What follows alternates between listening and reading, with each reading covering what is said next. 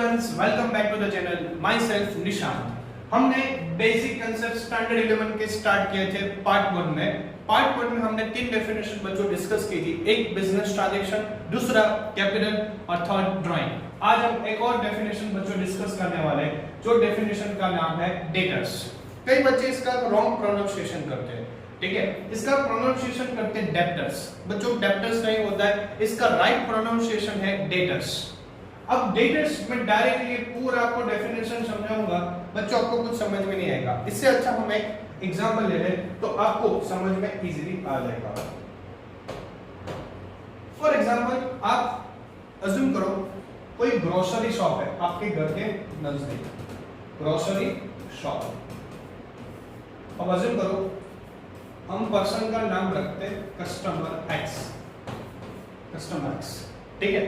एक customer x जो उनके घर के बाजू में जो ग्रोसरी की शॉप है वहां पे जाता है, ठीक है, और उन्होंने वहां पे ₹20,000 की ग्रोसरी परचेस की। कितने की परचेस की? ₹20,000 की ग्रोसरी परचेस की। इन्होंने पूछा कि आप पेमेंट कैसे करेंगे। ग्रोसरी शॉप वाले जो पर्सन थे उन्होंने पूछा मिस्टर एक्स को कि आप कैसे पैसे पे करेंगे। उन्होंने बोला कि अभी मैं मनी नहीं पे करूंगा, मैं आपको 30 डेज के अंदर मनी दे दूंगा। अब लॉजिकली है, ग्रोसरी शॉप हमारे आजू बाजू के एरिया में होती है तो लोग ट्रस्ट करके हमें क्रेडिट पे कोई भी गुड्स दे देते हैं। तो ग्रोसरी शॉप वाले ने बोला ठीक है, एक काम कीजिए, एक बिल बना देता हूं, आप 30 डेज के बाद आप ये जो 20,000 रुपीज है उसका पेमेंट कर देना।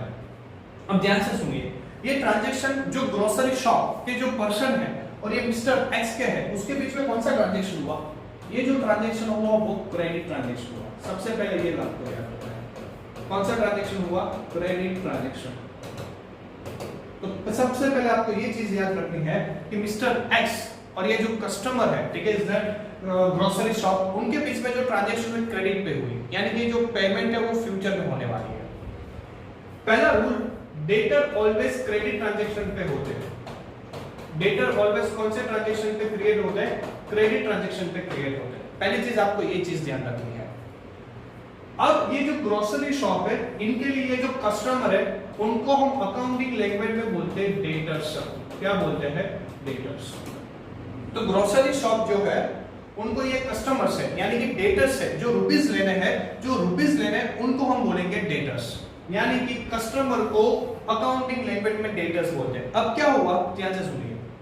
अकाउंट में जिससे पैसे लेने हैं, फॉर एग्जांपल मुझे मेरे स्टूडेंट से क्या लेनी है? फीस। तो मेरे जितने भी स्टूडेंट्स हैं A B C D E F, ये जितने भी स्टूडेंट्स हैं वो मेरे लिए डेटर्स हुए। क्या हुए? डेटर्स। क्यों? मुझे उनसे क्या लेना है? मनी लेना है फ्यूचर डेट पे।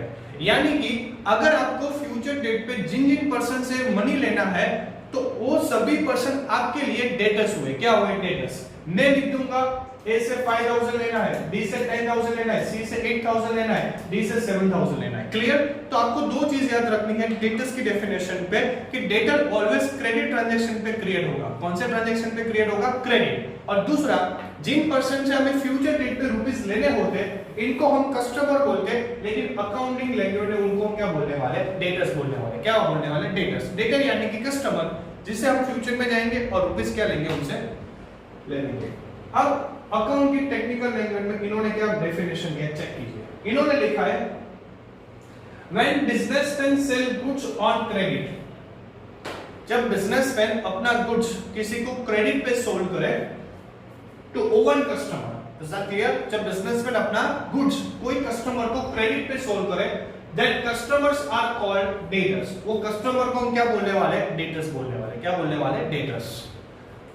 Customer become the debtors of that amount with good is sold. For example, हमने कस्टमर को, मेरे एग्जांपल में ₹20,000 का गुड सोल्ड किया था, तो 20,000 की अमाउंट से वो मेरा बिजनेस का डेटर्स बन गया। क्या बन गया? Debtors.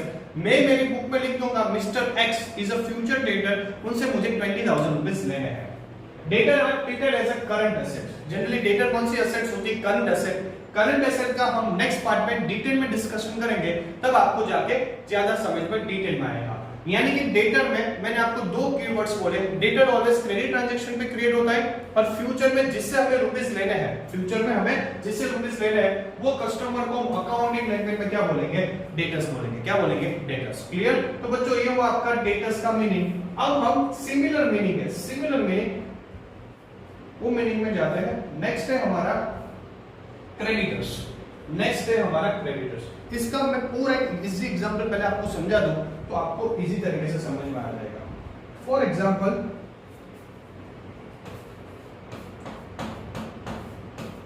Wholesaler, retailer, wholesaler, retailer और कस्टमर। ध्यान से सुनिए बच्चों, हम इनकी पॉइंट ऑफ व्यू से समझे,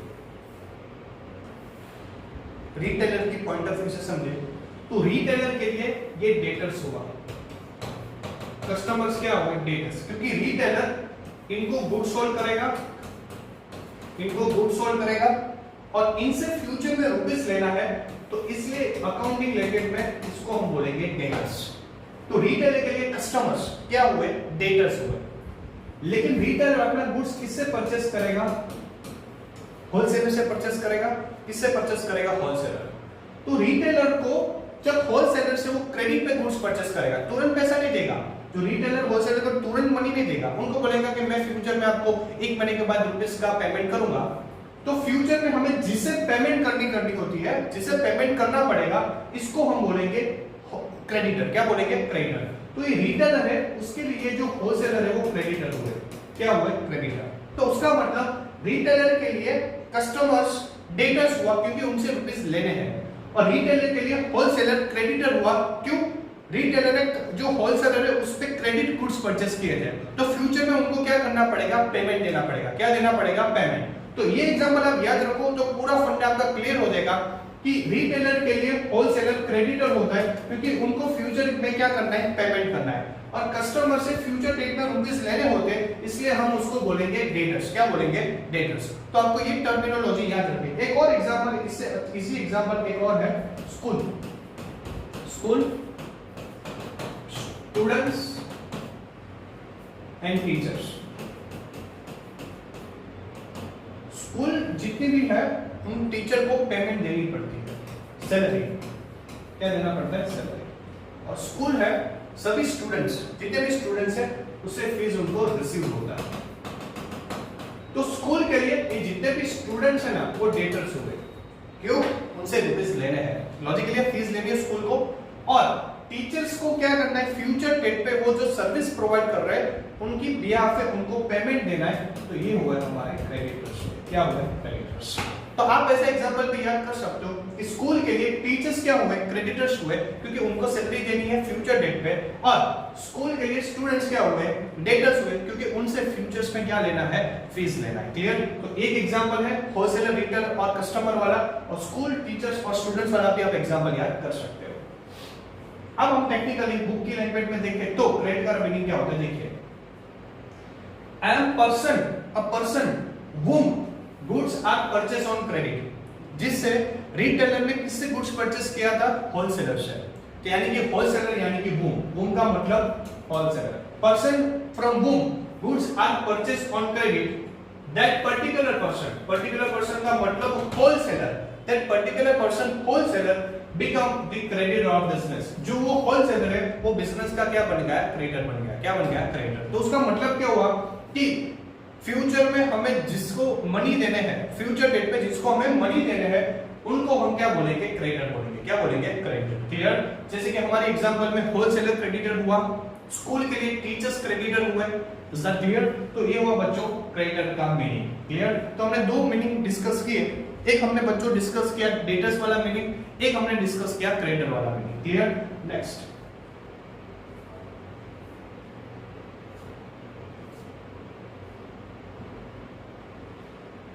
नेक्स्ट हमारा जो डेफिनेशन है वो डेप्रिसिएशन का है। कौन सा है, डेप्रिसिएशन। कुछ स्टूडेंट्स को अभी भी प्रोनाउंसिएशन में प्रॉब्लम होती है। क्लियर चलेगा, कंसेप्ट क्लियर होना चाहिए बच्चों। प्रोनाउंसिएशन क्लियर ट्राई कीजिए, अगर आप प्रोनाउंसिएशन क्लियर करेंगे तो फ्यूचर में आपके लिए अच्छा है।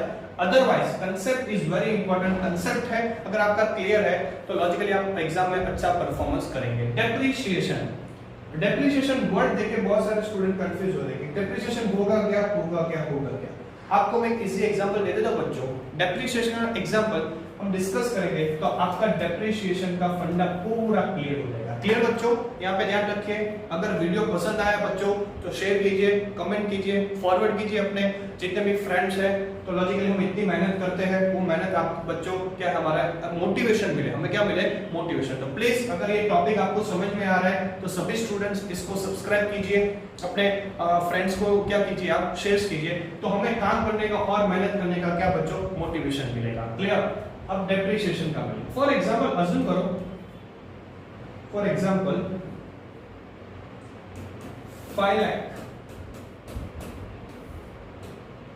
लाख रुपीस की आपने कार परचेस की, आपने एक कार परचेस की। ये जो कार है आपने 2021 में परचेस किया। कब परचेस किया? 2021 में, 2021 में आपने 5 लाख रुपीस का कार परचेस किया। बच्चों नेक्स्ट ईयर अज्यूम करो कि ये कार जैसे जैसे यूज होगी, जैसे जैसे लॉजिकली कार यूज होगी तो उसकी वैल्यू डाउन होगी या नहीं होगी? लॉजिकली है, आप कोई भी चीज परचेस करो, car, computer, laptop, mobile etcetera, जिस दिन से आपने परचेस किया उस दिन से उसका थोड़ा थोड़ा अमाउंट क्या होता जाएगा, कम होता जाएगा। क्या होता जाएगा? कम। अज्यूम करो आपने 5 लाख रुपीस का कार परचेस किया, कंपनी ने डिसाइड किया, कंपनी की पॉलिसी होती है उसके मुताबिक कि एवरी ईयर अज्यूम करो उसका 10% वैल्यू कम होगा। 2021 में आपने पूरे साल कार यूज किया, उसका 10% डेप्री हुआ, तो 5 लाख का 50%। 2021 में 5 लाख का 10% 50,000 मेरा डेप्री हुआ, तो लॉजिकली अब 2022 में उसकी वैल्यू कितनी हो जाएगी? 50,000। अज्यूम करो और 50,000 का वैल्यू कम हो गया तो 2023 में उसकी वैल्यू कितनी हो जाएगी? 4 लाख। 2022, 2023 एवरी ईयर जो मेरी वैल्यू है ना कार की कम हो रही है। क्यों? मैं उसको यूज कर रहा हूं तो लॉजिकली एसेट का जो वैल्यू है डाउन हो रहा है। क्या हो रहा है? डाउन हो रहा है। अगर ये कार मैं 2023 में किसी को सेल करूं तो मैं मार्केट प्राइस के अकॉर्डिंग उसका 4 लाख रेट रखूंगा। कितना रखूंगा? 4 लाख, क्योंकि 2 ईयर यूज किया, कहीं ना कहीं उसको स्क्रैप लगे होंगे। क्लियर। तो उसकी जो वैल्यू डाउन हो गई अब हो गई 4 लाख। बच्चों ध्यान रखो, ये जो 50,000 जो वैल्यू डाउन हुआ है ना एवरी ईयर, ये जो वैल्यू डाउन हुआ है उसको हम बोलेंगे डेप्रिसिएशन। इसको हम क्या बोलेंगे? डेप्रिसिएशन। Is that clear? जैसे जैसे आप कोई भी मशीनरी यूज करो, land, building, plant, machinery, furniture, computer है एक्सेट्रा, जैसे जैसे आप कोई भी एसेट यूज करो वैसे वैसे वो एसेट की वैल्यू डाउन होती जाती है। तो जो रेट पे वो वैल्यू डाउन हो रही है, जो रेट पे वो वैल्यू डाउन हो रही है उसको हम बोलेंगे डेप्रिसिएशन। क्या बोलेंगे? डेप्रिसिएशन। तो उसका मतलब क्या हुआ कि एवरी ईयर हम कोई ना कोई एसेट यूज करेंगे, तो वो एसेट यूज करेंगे तो सर्टेन अमाउंट से वो एसेट की वैल्यू डाउन होती है, जिसको हम बोलेंगे डेप्रिसिएशन। क्या बोलेंगे? डेप्रिसिएशन। क्लियर? अब बुक की लैंग्वेज में देखें तो आपको ज्यादा समझ में आएगा। एग्जांपल प्रैक्टिकल लाइफ में हमने कनेक्ट कर लिया। मैंने सभी स्टूडेंट को बोला है अकाउंट ऐसा सब्जेक्ट है कि आपको क्या करना पड़ेगा? प्रैक्टिकल लाइफ के साथ कनेक्ट करना पड़ेगा। बच्चों आप प्रैक्टिकल लाइफ के साथ कनेक्ट करेंगे तो लॉजिकली आपके लिए अकाउंट क्या हो जाएगा? आसान बन जाएगा। क्लियर? डेप्रिसिएशन, पहले आप इसका डेफिनेशन देखिए। Every year the value of assets, जो असेट थी, असेट का मतलब मेरे लिए कार थी, कितने की कार थी? 5 लाख की, is reduced by certain rate. Certain rate से क्या होती है? रिड्यूस होती है। 5 लाख था तो 5 लाख का 10%, 50,000, 50,000, 50,000, 50,000, एवरी ईयर कार का वैल्यू क्या हो रहा है? डाउन हो रहा है। तो every year the value of assets is reduced by certain rate. The amount which reduce, कितनी अमाउंट रिड्यूस हो रही थी बच्चों? 50,000। 50,000 से जो अमाउंट रिड्यूस हो रही थी इट इज कॉल्ड डेप्रिसिएशन। यानी कि एवरी ईयर जो 50,000 से हमारा वैल्यू डाउन हो रहा है, एवरी ईयर 50,000 से हमारा जो वैल्यू डाउन हो रहा है उसको हम क्या बोलेंगे? डेप्रिसिएशन बोलेंगे। क्या बोलेंगे? डेप्रिसिएशन। तो ये वो आपका टेक्निकल डेफिनेशन कि every year value of assets जैसे जैसे हम यूज करेंगे तो सर्टेन रेट से क्या होगी? वो कम होगी। वो जो सर्टेन रेट से रिड्यूस हो रही है वो रिड्यूस वाली वैल्यू को हम क्या बोलेंगे? जनरली डेप्रिसिएशन बोलेंगे। क्या बोलेंगे? डेप्रिसिएशन। एक और यहाँ पे मीनिंग लिखा है, दो इंपॉर्टेंट। डेप्रिसिएशन बिजनेस का एक्सपेंस है। लॉजिक है ना बच्चों, एक्सपेंस ही होगा ना, क्योंकि मेरी जो असेट्स है वो एवरी ईयर डाउन हो रही है। वो चीज जिसने मैंने 5 लाख पे परचेस किया था बच्चों, आज मैं 2 साल के बाद 4 लाख में सेल कर रहा हूं तो 1 लाख का मेरा नुकसान होगा ना। सीधी बात है, 1 लाख का क्या होगा? नुकसान। तो 1 लाख का जो लॉस हो रहा है उसको हम एक्सपेंस बोलते हैं अकाउंटिंग लैंग्वेज में। तो डेप्रिसिएशन बिजनेस का एक्सपेंस है, उसकी वजह से बिजनेस में कोई ना कोई वैल्यू क्या होगी हमारी डाउन होगी। क्या होगी? डाउन। और एक और यहाँ पे लिखा है depreciation is a non cash expense. कौन सा एक्सपेंस है? Non cash. Non cash expense इसलिए हुआ, आप मुझे बताओ एवरी ईयर ये 50,000 50,000 50,000 50,000 50,000 50,000 50,000 जो वैल्यू डाउन होगी वो मेरे पॉकेट से होगी?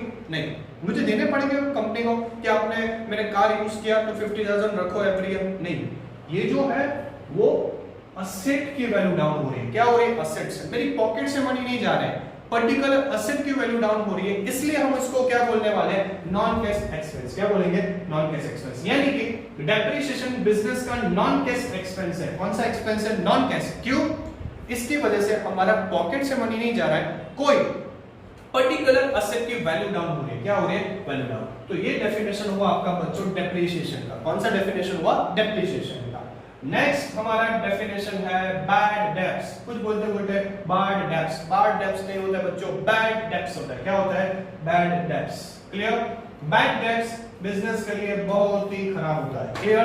एवरी बिजनेस में कोई ना कोई पर्सन हमें धोखा देता है, फ्रॉड करता है, पैसे नहीं देता है। क्लियर? उधारी पे बिजनेस करते हैं, क्रेडिट पे, हमने किसी पे भरोसा किया, हाँ भाई तू गुड्स ले जा 20,000 का, फ्यूचर में तू मुझे वो 20,000 दे देना, लेकिन वो फिर देने आता नहीं है, फिर वो देने आता नहीं है। आज के जमाने में bad debts each and every business में होता है। क्लियर? छोटा बिजनेस हो, मीडियम हो, लार्ज बिजनेस हो, कंपनी हो, फर्म हो, ईच एंड एवरी बिजनेस में हम क्या देखते हैं? बैड डेब्ट्स देखते हैं। तो ईच एंड एवरी बिजनेस में बैड डेब्ट्स होती है। अब बैड डेब्ट्स टेक्निकल लैंग्वेज में एक एग्जांपल ले तो आप बच्चों को समझ में आएगा। क्लियर? बैड डेब्ट्स देखते हैं। देखिए बैड डेब्ट्स का मीनिंग, हमने वो ग्रोसरी वाला एग्जांपल ले, डेटर वाला, तो आपके लिए अच्छा रहेगा। मैंने बोला था ग्रोसरी शॉप है आपके बाजू में, एक्स कस्टमर है, एक्स कस्टमर ने यहां से 20,000 रुपीज का गुड्स परचेस किया। कितने का? 20,000 रुपीज का ग्रोसरी परचेस किया। एक्स ने बोला अंकल को कि अंकल मेरे पास अभी पैसे नहीं है, मैं फ्यूचर डेट पे आपको पैसे दूंगा, यानी कि क्रेडिट पे ट्रांजैक्शन हुआ। ये जो अंकल शॉपकीपर पर्सन है, इसने एक्स पे भरोसा कर दिया कि ये फ्यूचर पे गुड्स का पेमेंट कर देगा। तो इनके और कस्टमर के बीच में कौन सा ट्रांजैक्शन हुआ? क्रेडिट वाला। इन्होंने भरोसा कर दिया। क्या कर दिया? भरोसा, ट्रस्ट किया कि ठीक है आप मुझे क्या करना, 20,000 रुपीस फ्यूचर डेट पे पे करना। मिस्टर एक्स उन्होंने बोला ठीक है मैं 20,000 आपको 30 डेज के अंदर पे कर दूंगा। अब यहां से सिचुएशन शुरू, 30 डेज के बाद ग्रोसरी शॉप वाले अंकल इनको कॉल करते हैं, ये बोलते हैं 2 दिन में दूंगा, 2 दिन के बाद कॉल करते हैं, 5 दिन 10 दिन 15 दिन, फोन आता है तो बच्चों को दे देता है फोन ये कि अंकल नहीं ये बाहर है, ऐसा बोल दो। समझ में आया? तो उसका मतलब ये उनको जवाब नहीं दे रहा है। ठीक है? बाद में ये जो शॉपकीपर वाले अंकल है, इनको पता चलता है कि ये जो एक्स है उसका फाइनेंशियल कंडीशन खराब है, ये अभी फ्यूचर में हमें पैसे नहीं दे पाएगा। इनको लग रहा है कि अब कैंसिल कर दो, अब उनसे अमाउंट डिमांड करना वो सही नहीं है क्योंकि उसकी फाइनेंशियल कंडीशन खराब है। उनका ने बहुत ट्राई किया। अब अंकल को 20,000 रुपीस का क्या हुआ?